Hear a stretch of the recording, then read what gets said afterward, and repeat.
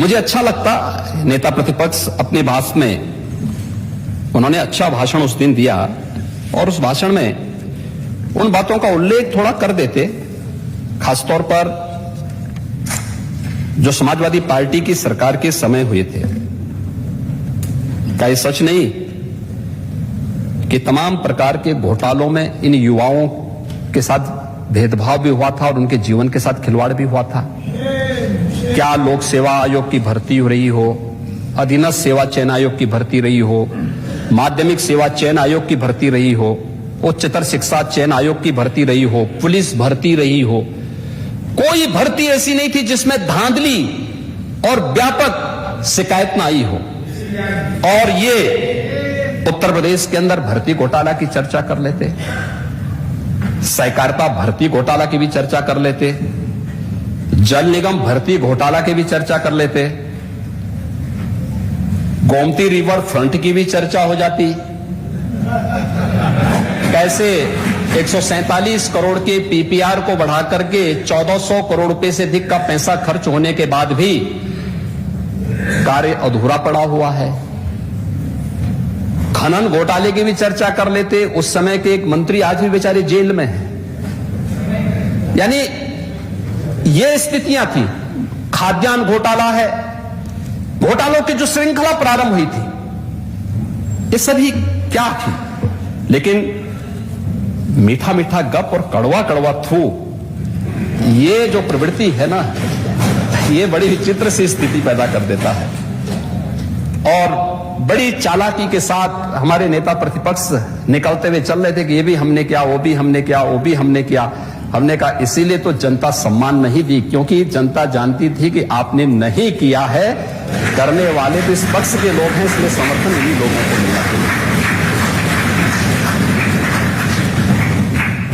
सरकार युवाओं के लिए और उनके भविष्य के लिए पूरी तरह सजग है। उत्तर प्रदेश का युवा पहचान के संकट से बाहर आ चुका है, देश और दुनिया में अपनी प्रतिभा का लोहा मना रहा है। आज वो जहां कहीं भी जाएगा, अब उसके सामने कोई संकट नहीं है, यहां भी नहीं है। हमारी सरकार एक परिवार कार्ड जारी करने जा रही है, कल बजट में उसका चर्चा भी हुई है। हर परिवार के एक नौजवान को नौकरी, रोजगार अथवा स्वतः रोजगार के साथ जोड़ने की कार्रवाई मंत्रिमंडल में इस पर चर्चा हो चुकी है। यूपी के इस युवा की ऊर्जा का लाभ यूपी लेगा और प्रधानमंत्री मोदी जी के विजन के अनुरूप उत्तर प्रदेश को $1 ट्रिलियन की इकोनॉमी बनाकर के देश की अग्रणी इकोनॉमी के रूप में स्थापित करने का काम करेगा। महोदय, अन्नदाता किसानों के बारे में बहुत सारी चीजें कही गई, इतनी बातें कही गई, इतनी बातें कही गई, इतना गुमराह करने वाली बातें होती थी, ऐसी बातें होती थी। किसान सर्वाधिक आत्महत्या किस सरकार के समय किया था?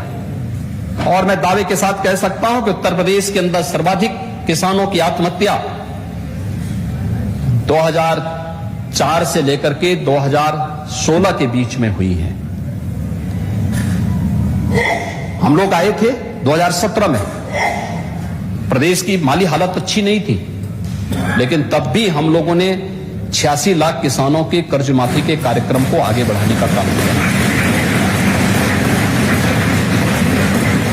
धान और गेहूं क्रय की एक पारदर्शी प्रक्रिया को आगे बढ़ाने का काम किया। महोदय, मैं एक कुछ आंकड़े यहां प्रस्तुत करना चाहूंगा, इसकी खासतौर पर ये बहुत महत्वपूर्ण इसलिए है कि 2012 से लेकर 2017 के बीच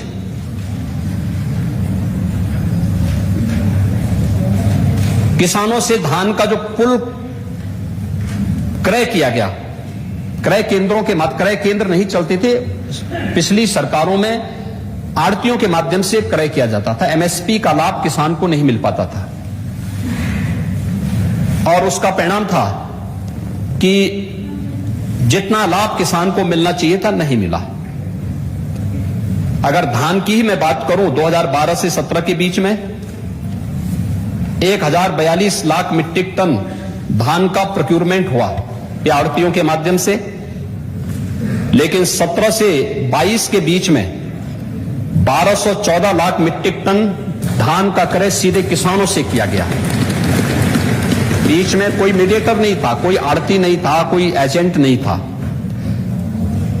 समाजवादी पार्टी की सरकार के समय धान का जो कुल भुगतान किसानों को किया गया वह किया गया था उस पीरियड में 5 वर्ष के उस कालखंड में 12,804 करोड़ रुपए, और भारतीय जनता पार्टी सरकार के समय में 5 वर्ष के 17 से 22 के बीच में भुगतान किया गया 40,158 करोड़ 90 लाख रुपया। ये गेहूं के प्रोक्यूरमेंट की मैं बात कर रहा हूं, और धान के प्रोक्यूरमेंट में 12 से 17 के बीच में 17,190 करोड़ रुपए भुगतान किए गए, जबकि 5 वर्ष के अपने कालखंड के दौरान भारतीय जनता पार्टी नेतृत्व की सरकार ने 244,17 करोड़ रुपए का भुगतान सीधे किसानों के खाते में किया। हमने डीबीटी के माध्यम से पैसा किसान के खाते तक पहुंचाने का काम किया है। महोदय, ये एक तस्वीर है किसान के बारे में। गन्ना किसानों का, गन्ना किसानों के समय, पिछली सरकारों के समय चीनी मिलें बंद होती थी, औने पौने दाम पे बेच दी जाती थी। हमारी सरकार में कोई चीनी मिल बंद नहीं हुई, बेची नहीं गई। पूर्व प्रधानमंत्री चौधरी चरण सिंह जी की कर्मभूमि की चीनी मिल रमाला वर्षों से आज जोत रही थी कि चीनी मिल का पुनरुद्धार होगा, किसी ने नहीं किया। हमारी सरकार आई, हमारी सरकार ने वहां पे एक नई चीनी मिल लगा दी है, चीनी मिल का संचालन भी हो गया है। मुंडेरवा में किसानों पे गोलियां चलाई गई थी, वहां पे एक नई चीनी मिल आ गई है, संचालन हो चुका है। पिपराइच में नई चीनी मिल का संचालन हो चुका है। जो चीनी मिलें बंद थी, उन चीनी मिलों को हम लोगों ने चलाने की प्रक्रिया आगे बढ़ाया। अगर सुप्रीम कोर्ट में मामला नहीं है तो हम लोगों ने इसको चलाने का कार्य आगे बढ़ाया है। कोरोना कालखंड में 119 चीनी मिलें चलाई, और अब तक उत्तर प्रदेश के अंदर महोदय 1,73,000 करोड़ रुपए से अधिक की गन्ना मूल्य का भुगतान गन्ना किसानों को किया गया है। और अगर मैं इसकी बात करूं तो ये 12 से 17 के बीच में कुल गन्ना मूल्य का जो भुगतान हुआ है उससे 78,000 करोड़ रुपए से अधिक राशि है। अब गन्ना किसानों के हित में कौन काम कर रहा है? जो चीनी मिलों को चला रहे हैं, गन्ना किसानों को गन्ना मूल्य का भुगतान कर रहे हैं, वह गन्ना किसानों का हितैषी है, या जो चीनी मिलों को बेच करके गन्ना किसानों को सड़कों पर बेरोजगार करने का काम कर रहे हैं? और यही होता था, इसलिए किसान ने कुछ वो नहीं किया। पहले फेज का चुनाव हुआ था, लोग बड़ी बड़ी नारेबाजी करते थे, कहते थे फर्स्ट फेज में आप देख लेंगे, किसान आंदोलन है। 58 सीटों पर चुनाव हुए थे, 58 में से 46 सीट भारतीय जनता पार्टी जीती। 58 में से 46 सीट भारतीय जनता पार्टी जीती थी, क्योंकि अन्नदाता किसान जानता है कि उनके हितों का संवर्धन करने वाली सरकार कौन है। एमएसपी की घोषणा 1967 में हुई, लेकिन लागत का 1.5 गुना दाम प्रधानमंत्री मोदी जी ने 2018 में देश के किसानों को दिया। ये पहली बार किसानों को मिल पाया, और उसका लाभ यहां पर उत्तर प्रदेश के किसानों को मिल रहा है। गोरखपुर का बंद खाद कारखाना 1990 में बंद हो गया था, किसी को फुर्सत नहीं थी।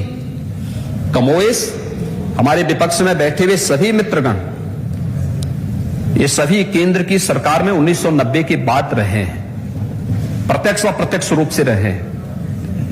और 1990 के बाद से इन लोगों ने कभी भी गोरखपुर के बंद खाद कारखाने के बारे में नहीं सोचा, कभी नहीं सोचा।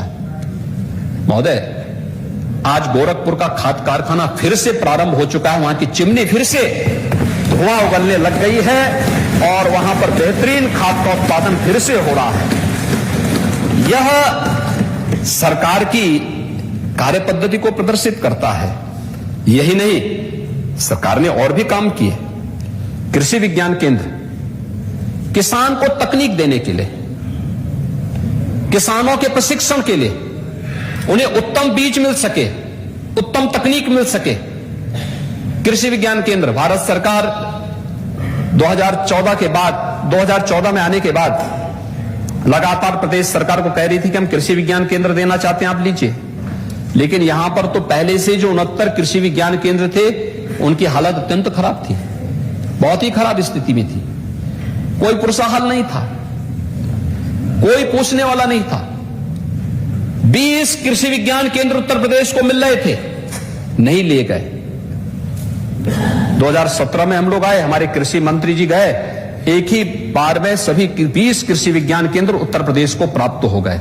और उत्तर प्रदेश यानी 89 कृषि विज्ञान केंद्र के साथ उत्तर प्रदेश देश में एक महत्वपूर्ण स्थान पर, और सभी कृषि विज्ञान केंद्रों की स्थिति पहले की तुलना में काफी अच्छी हुई है। किसानों के प्रशिक्षण, किसानों को उत्तम बीज देना, किसानों को अच्छी तकनीक देना, और किसान आज खाद्यान्न आत्मनिर्भरता के साथ साथ देश के अंदर खाद्यान्न में सर्वाधिक खाद्यान्न उत्पादन वाले राज्य के रूप में उत्तर प्रदेश को हमारे अन्नदाता किसान फिर से लेके आए हैं। सर्वाधिक चीनी उत्पादन करने वाले राज्य के रूप में उत्तर प्रदेश फिर से स्थापित हो गया है।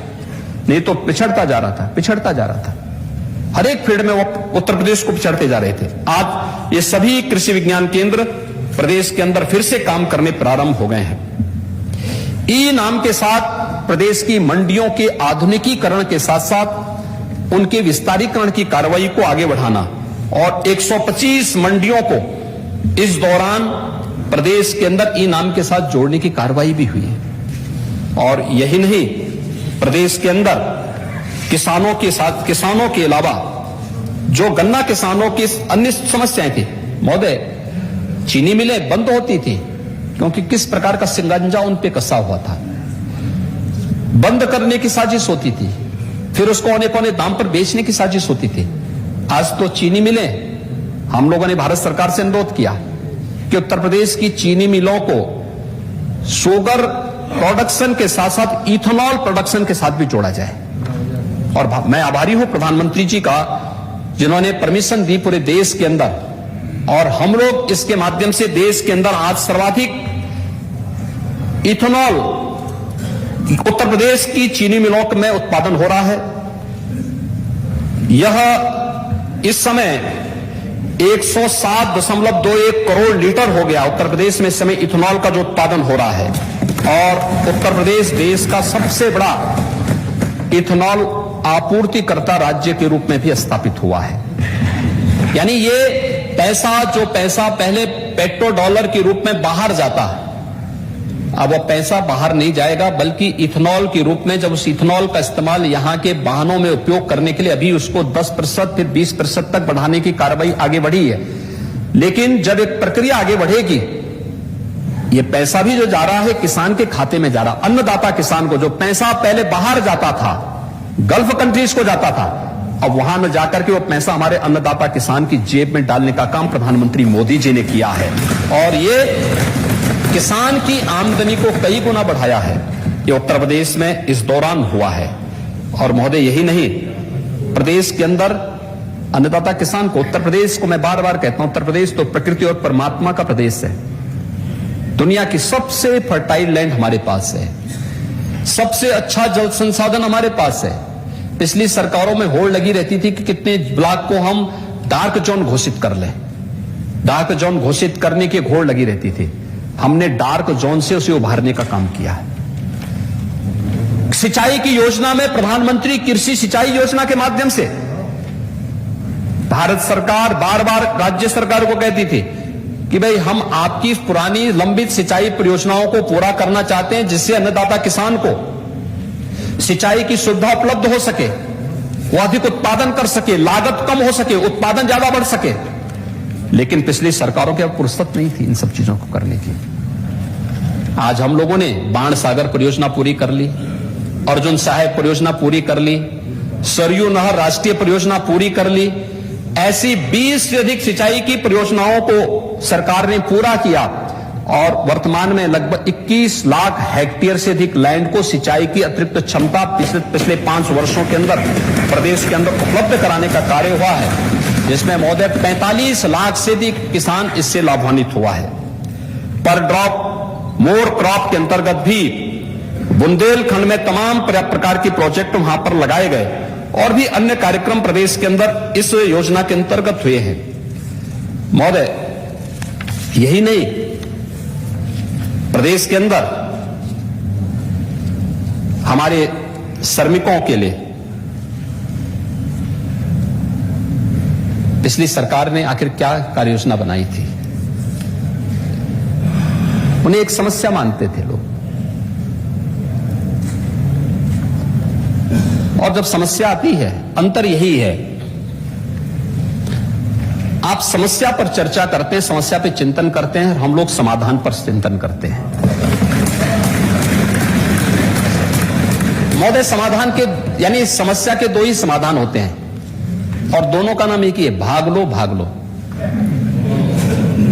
यानी एक भाग लो का मतलब हम उसमें उस चैलेंज को स्वीकार करें, उसका समाधान निकाल लें, और एक प्लान कर लो। आपने प्लान का रास्ता अपनाया तो जनता ने आपको पलायित कर दिया। हमने चैलेंज को स्वीकार किया तो हमारा श्रमिक हमें सम्मान देने के लिए खड़ा होता हुआ दिखाई दिया, बॉडी होकर के हमारे साथ खड़ा हुआ। उसने मजबूती के साथ हमारे साथ खड़ा होकर के काम किया। आज उत्तर प्रदेश ने प्रवासी हो या निवासी, हर श्रमिक को 2 लाख रुपए की सामाजिक सुरक्षा की गारंटी दे दी है।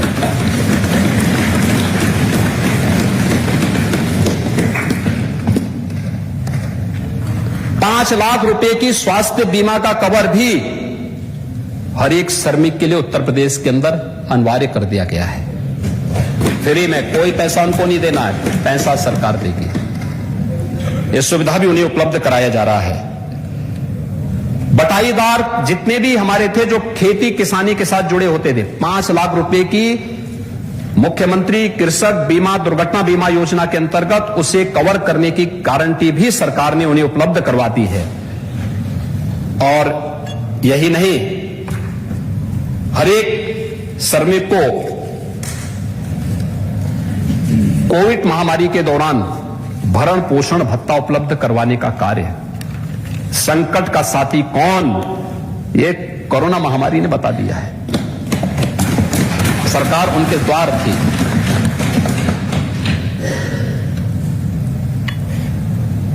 राशन कार्ड की सुविधा हर एक श्रमिक को दी। और यही नहीं, नेशनल पोर्टेबिलिटी के माध्यम से अगर यूपी का कोई हमारा श्रमिक भाई किसी अन्य राज्य में कार्य कर रहा है, कार्ड उसने यहां बनाया है, तो उसे सुविधा प्रधानमंत्री जी ने दी है कि वो महाराष्ट्र के अंदर, दिल्ली के अंदर कहीं भी जाकर राशन अपना ले सकता है। उसको नेशनल पोर्टेबिलिटी ये सुविधा उपलब्ध करवा रही है। यह सुविधा उत्तर प्रदेश के अंदर उपलब्ध करवाया गया। 1 नेशन 1 राशन कार्ड की सुविधा उत्तर प्रदेश के अंदर प्राप्त हुई है। उत्तर प्रदेश का हर श्रमिक इसका लाभ ले रहा है, या जो दूसरे राज्यों के श्रमिक उत्तर प्रदेश के अंदर हैं उन्हें भी इसका लाभ प्राप्त हो रहा है। अटल आवासीय विद्यालय श्रमिकों के बच्चों के लिए 5 कार्यकर्ता था, आज लखनऊ में है। 2 महीने यहां कार्य किए, प्रोजेक्ट पूरा होने के बाद फिर वह जाता था आगरा में जाने के बाद वहां पर भी कार्य करने का, फिर तीसरी जगह चला जाता था। बच्चे उन्हीं के साथ घूमते रहते थे, स्कूल नहीं पढ़ पाते थे। और प्रधानमंत्री मोदी जी के मार्गदर्शन में आज हम लोग 18 कमिश्नरी में 18 अटल आवासीय विद्यालय खोल रहे हैं, जिसमें श्रमिकों के बच्चों की निःशुल्क पढ़ाई के साथ ही उन्हें हर प्रकार का प्रशिक्षण उपलब्ध करवाने का काम भी होगा। यह सरकार ने इस व्यवस्था को आगे बढ़ाने का काम प्रारंभ किया है। महोदय, हमारी जो भारतीय संस्कृति है, भारतीय संस्कृति में मातृशक्ति को बहुत सम्मान दिया गया है। और हमारी संस्कृति में तो जो कुछ भी सुंदर है, अच्छा है, शुभ है, कल्याणकारी है, मंगलकारी है, उसकी कल्पना मातृशक्ति के रूप में ही की गई है और उस परिकल्पना को क्रियान्वित करने का काम भी हमारी सरकार ने किया। हमारी सरकार जब आई थी 2017 में, तो सरकार आने के बाद हम लोगों ने सबसे पहले एंटी रोमियो स्क्वाड का गठन किया था। उन सभी सौदों पर शिकंजा कसा था जो बेटियों और बहनों के बाहर जाने पर बाधक बने हुए थे और उन्हें परेशान करते थे। सख्ती से शिकंजा कसा गया। प्रदेश के अंदर उन सभी योजनाओं को लागू किया गया जो भारत सरकार की थी। बेटी बचाओ बेटी पढ़ाओ का कार्यक्रम हो, राज्य सरकार से भी चलाने की आवश्यकता पड़ी तो हम लोगों ने मुख्यमंत्री कन्या सुमंगला योजना प्रदेश के अंदर लागू किया। मुख्यमंत्री कन्या सुमंगला योजना के अंतर्गत हम लोग 6 चरणों में बेटी को शासन की ओर से एक मानदेय उपलब्ध करवाते हैं। बालिका के जन्म होने पर 2000 रुपये, 1 वर्ष की बालिका हो और टीकाकरण पूर्ण होने पर 1000 रुपये, कक्षा 1 में प्रवेश पर 2000 रुपये, कक्षा 6 में प्रवेश होने पर 2000 रुपये, कक्षा 9 में प्रवेश होने पर 3000 रुपये और 10वीं और 12वीं उत्तीर्ण करने के उपरांत या स्नातक में प्रवेश करने पर उसे 5000 रुपये, कुल 15000 रुपये की राशि राज्य सरकार के स्तर पर बेटी को मुख्यमंत्री कन्या सुमंगला योजना के माध्यम से उपलब्ध कराया जाता है। और अब तक प्रदेश की 12,67,000 से अधिक बेटियां इससे आच्छादित हो चुकी हैं। मैंने पुलिस भर्ती की बात पहले ही की कि 20% बेटियों को हम लोगों ने पुलिस की भर्ती में स्थान दिया। वे आज महिला सुरक्षा के साथ साथ मिशन शक्ति के कार्यक्रम को आगे बढ़ाने में अपना योगदान दे रहे हैं। आंगनबाड़ी है, आशा वर्कर हैं या फिर रसोइया हैं, इन सबके मानदेय को बढ़ाने का काम भी प्रदेश ने किया।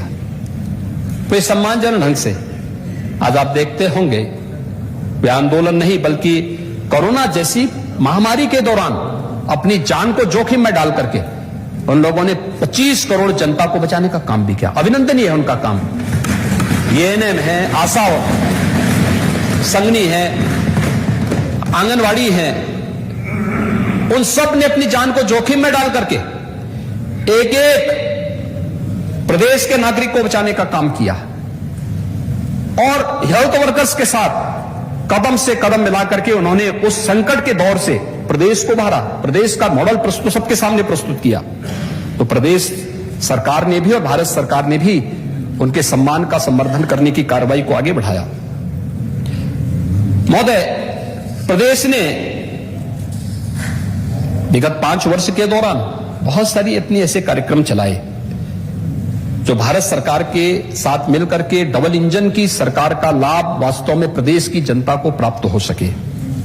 और डबल इंजन, हमारे नेता प्रतिपक्ष को डबल इंजन से हो सकता परहेज हो, लेकिन डबल इंजन का लाभ किस रूप में प्रदेश की जनता को प्राप्त हुआ है, अगर मैं इसकी एक छोटी सी झांकी भी यहां प्रस्तुत कर लूं तो ईज ऑफ लिविंग के लक्ष्य को कैसे प्राप्त किया जा सकता है और कैसे किया गया, उसके लिए देखिए, ऐसा नहीं कि योजनाएं जो हैं केवल हमारे आने के बाद प्रारंभ हुई हो। देखिए, समस्या थी लेकिन समस्या का समाधान भी है।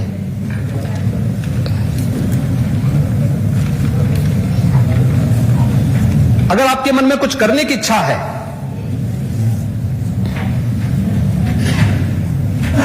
तो रास्ता अपने आप निकल जाता है, लेकिन करने की इच्छा नहीं तो बहाना भी निकल जाता है। आपने बहाना ज्यादा बनाया था, रास्ता नहीं निकाला था, रास्ता निकालने का प्रयास नहीं किया। भारत सरकार कह रही है स्वच्छ भारत मिशन, और नेता प्रतिपक्ष कह रहे थे कि आप लोग शौचालय बनाने में एक्सपर्ट हैं। हां, क्यों नहीं, ये महारत हासिल है हम पे, हम लोगों ने किया है। क्योंकि शौचालय हमारे लिए केवल एक गरीब के घर में उसकी गरिमा की रक्षा करने का ही माध्यम नहीं बना था, बल्कि बहन बेटियों की सुरक्षा का भी ये माध्यम, उनकी गौरव को बढ़ाने का भी माध्यम हमें मिला। 2,61,00,000 शौचालय प्रदेश के अंदर बने थे। जब स्वच्छ भारत मिशन चला था तो सबसे बड़ी बाधा, सबसे बड़ा बैरियर यूपी माना जा रहा था कि यूपी इसे प्राप्त कर पाएगा कि नहीं कर पाएगा। 2.5 साल का समय समाजवादी पार्टी की सरकार को प्राप्त हुआ था और 2.5 साल हमें 1.5 साल का ही समय मिला था, क्योंकि 2018 में ही इस लक्ष्य को पूरा करना था। अक्टूबर 2018 में हम लोगों ने कहा कि हम करेंगे। पिछले 5 साल में बहुत कम ये बन पाए थे, रुचि नहीं थी, पिक एंड चूज होता था। हम लोग आए, हम लोगों ने राजमिस्त्रियों का ट्रेनिंग करवाया, युद्ध स्तर पर कार्य आगे बढ़ाया और अगले 1.5 वर्ष के अंदर हम लोगों ने लक्ष्य को पूरा किया और सबने उत्तर प्रदेश के मॉडल को कि हम लोगों ने खुले में शौच से मुक्त के लक्ष्य को प्राप्त किया है, इसकी उत्तर प्रदेश के कार्यों की सराहना भी की।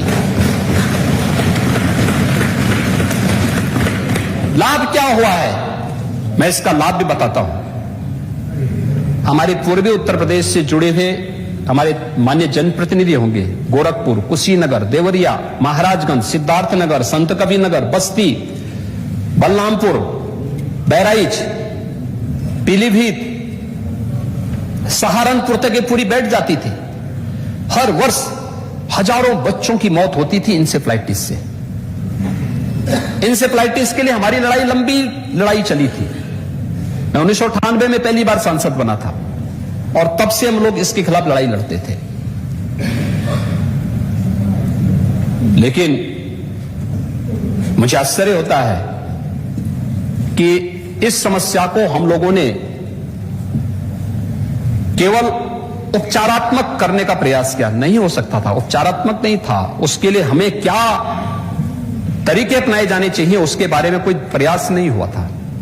हम आभारी हैं प्रधानमंत्री मोदी जी के, उन्होंने कहा कि उपचारात्मक पक्ष भी हमारा आक्रामक तरीके से आगे बढ़ना चाहिए, लेकिन साथ साथ हमें उस पक्ष की तरफ भी जाना चाहिए जो पक्ष एक लोक जीवन से जुड़ा हुआ पक्ष होता है, प्रत्येक नागरिक के जीवन से जुड़ा होता है और स्वच्छ भारत मिशन और शुद्ध पेयजल की आपूर्ति इसमें सहायक हो सकती है।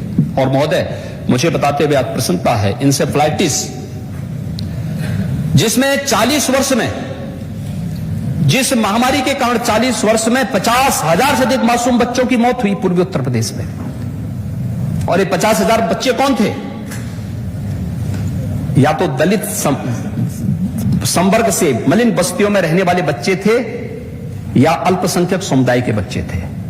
50,000 से अधिक बच्चे मरे थे, लेकिन कभी किसी ने इसके बारे में ध्यान नहीं दिया।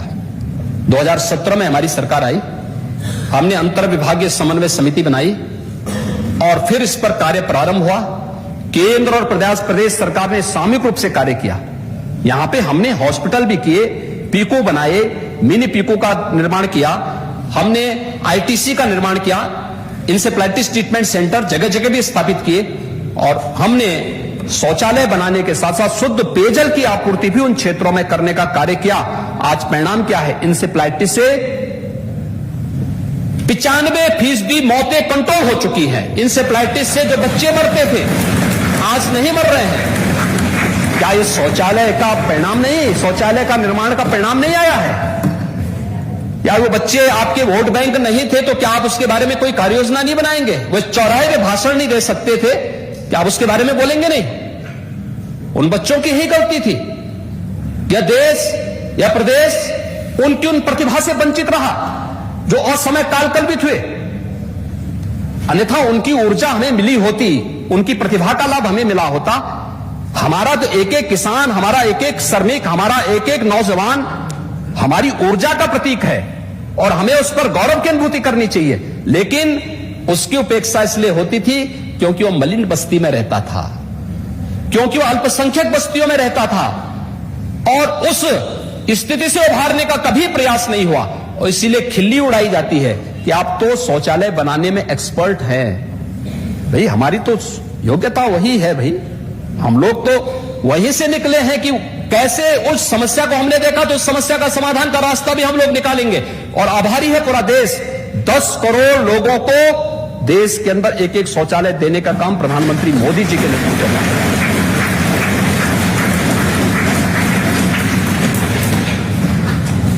महोदय, यही नहीं, हम लोगों ने प्रधानमंत्री आवास योजना भी उपलब्ध कराया। प्रधानमंत्री आवास योजना ग्रामीण और शहरी मिलाकर के अगर हम देखेंगे तो प्रधानमंत्री आवास योजना के अंतर्गत विगत 5 वर्ष के अंदर 42,50,000 से अधिक प्रधानमंत्री आवास योजना के आवास प्रदेश के अंदर एक एक गरीब को उपलब्ध करवाने का कार्य सरकार ने किया है। 42,50,000 और मुख्यमंत्री आवास योजना के अंतर्गत भी 1,08,000 से अधिक गरीबों को एक एक आवास उपलब्ध हुआ है। महोदय, कुल यानी 43.5 लाख गरीबों को आवास की सुविधा डबल इंजन की सरकार ने उपलब्ध करवाया है। ये 43 लाख गरीब पहले भी आवास प्राप्त कर सकने के हकदार थे, पहले भी उन्हें दिया जा सकता था। उनके जीवन को हम सरलीकृत कर सकते थे, आसान बना सकते थे। हम जब एक योजना को जोड़ते हैं, वो योजना उसके जीवन में परिवर्तन का कारक बनती है। एक एक योजना एक एक व्यक्ति को स्वावलंबन की ओर अग्रसर करती है। प्रधानमंत्री मोदी जी का विजन है कि उन्होंने एक एक योजना को केवल रेवड़ी बांटने का नहीं बल्कि स्वावलंबन की ओर अग्रसर करने का एक माध्यम बनाया। और स्वावलंबन की ओर अग्रसर करने के माध्यम में सभी योजनाएं बन सकती थी, बनाई जा सकती थी। पिछली सरकारों ने उस पर ध्यान नहीं दिया। भारत सरकार लिखती थी गरीबों को आवास मिलना चाहिए, यहां से कोई जवाब नहीं जाता था।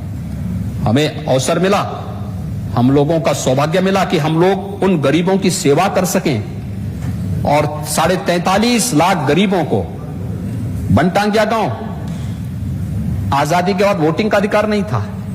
पूछो ना, गोंडा, बलरामपुर, गोरखपुर, महाराजगंज, बहराइच, लखीमपुर खीरी, पीलीभीत, इन जनपदों के लोगों से पूछो ना, जनप्रतिनिधियों से पूछो ना, वे लोग यहां के नागरिक, उनको वोटिंग राइट नहीं, उनके यहां सड़क नहीं, उनके लिए बिजली नहीं, उनके लिए पानी नहीं, उनके लिए स्कूल नहीं, उनके लिए स्वास्थ्य की सुविधा नहीं, उनके लिए राशन नहीं, उनके लिए कोई सुविधा नहीं थी। 50 से 60 हजार की आबादी वंचित की गई थी। आखिर पिछली सरकारों का ध्यान उनकी तरफ क्यों नहीं गया? हमारी सरकार ने उन्हें राजस्व गांव का दर्जा दिया और सभी प्रकार की सुविधाओं से उनको आज पूरा करने का काम भी कर रहे हैं। कुछ हो चुके हैं। पहली बार उन्होंने पक्के मकान देखे हैं। बनटांगिया है, मुसहर है, मुसहर को हम लोग आवास उपलब्ध करवा रहे हैं। सहरिया है बुंदेलखंड में, थारू है नेपाल की तराई के क्षेत्रों में, चेरो है, कोल है। इनका इतिहास उतना ही पुराना है जितना इस धरती माता का इतिहास है, लेकिन उनके साथ कभी न्याय नहीं हो पाया। उन्हें सुविधाएं नहीं उपलब्ध करवाई इन लोगों ने, लेकिन आज उन सबको आवास उपलब्ध करवाने का कार्य हो रहा है। एक एक आवास सबको, शौचालय सबको, बिजली का कनेक्शन फ्री में, उज्ज्वला योजना की रसोई गैस का सिलेंडर फ्री में, राशन फ्री में, ये सभी सुविधाएं उन्हें उपलब्ध करवाने का कार्य हो रहा है। और ये सुविधा उपलब्ध करवाने के कार्य को आगे बढ़ाने के साथ ही